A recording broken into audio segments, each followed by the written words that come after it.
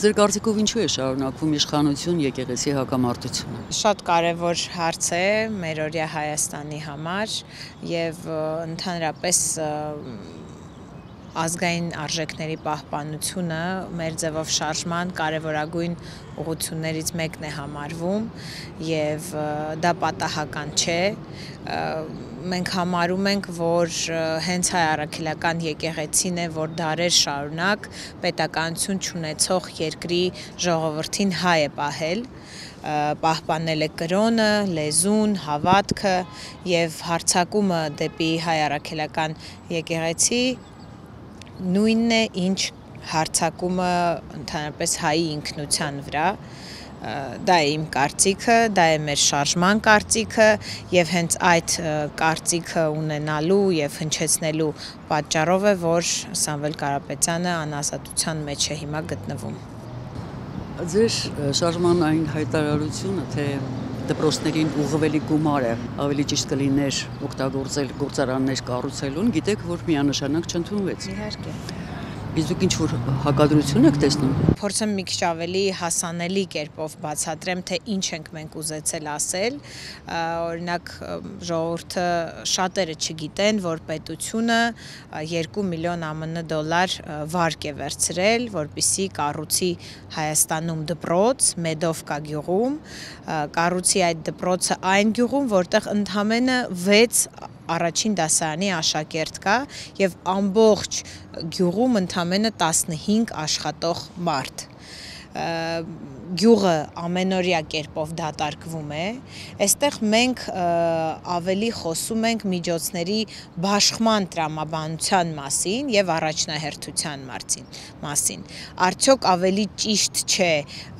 առաջին հերթին լուծել գյուղում աշխատատեղերի հարցը, իսկ մենք առաջարկում ենք այդ աշխատատեղերի հարցը լուծել գործարան կառուցելու միջոցով, իսկ հետո արդեն աշխատատեղեր ստեղծելով բնականաբար ընտանիքները կցանկանան մնան այդ գյուղում, իրենց գործունեությունը գյուղում ծավալեն եւ բնականաբար իրենց երեխաները կայցելեն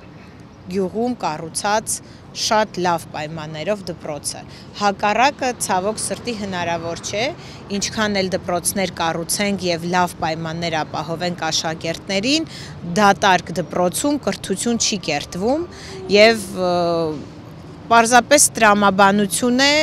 թվեր են եւ տարեկան կտրվածքով այդ 2 միլիոն դոլարի վարկը մարելու համար մեր պետությունը վճարում է 120,000 ԱՄՆ Արդյոք չէր կարելի ուրիշ ճանապարհով գնալ եւ գրագետ ձևով զարգացնել գյուղը։ Մենք դա ենք առաջարկում։ Տաշիր կապիտալը ՀԿՑՀ դիմում է ներկայացրել հոսանքի սակագնի նվազեցման համար։ Զարգացումներ կան։ Նախ ես կարծում եմ, որ այս մեկնաբանությունը ավելի լավ է խնդրել այն կառույցից, ով նպատակահարմար չի համարել ժողովրդի ֆինանսական բեռը թեթևացնել եւ իջեցնել սակագինը հոսանքի։ Հիշեցնեմ, որ Նարեկ Կարապետյանը իր դիմումում գրել է, որ 3 դրամով ենք ցանկանում իջեցնել կիլովատի սակագինը, այնինչ եւ դիմումը մերժվել է։ Այնինչ ՀԿՑՀ-ն չգիտենք ինչու 20 լումայով է մեկնաբանել այդ դիմումը եւ փորձում են ժողովրդին հրամցնեն այդ միտքը, որ 20 լումայով ենք մենք ուզեցել, որ սակագինը իջեցվի, դա իրականությանը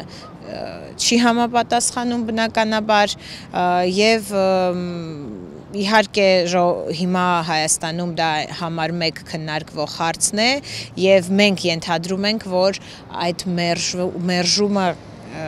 տրամաբանություն ունի իհարկե, քանի որ քաղաքական զարգացումներ են տեղի ունենում մեր երկրում, կարծում ենք, որ ՀԿՑՀ-ն նպատակահարմար է գտել այդ նվազեցման որոշումը թողնել, որ կայացնի հենց ժամանակավոր կառավարիչը, որպեսզի բնականաբար քաղաքական դիվիդենտներ քաղի։ Տեսնենք, թե ինչպես են զարգացումները տեղի ունենում, համենայն դեպս մենք մնում ենք մեր նույն համոզմանը հավատարիմ, որ սակագինը պետք է իջեցվի եւ հորդորում ենք պարոն Մեսրոպյանին, որ սակագինը անպայման իջեցվի։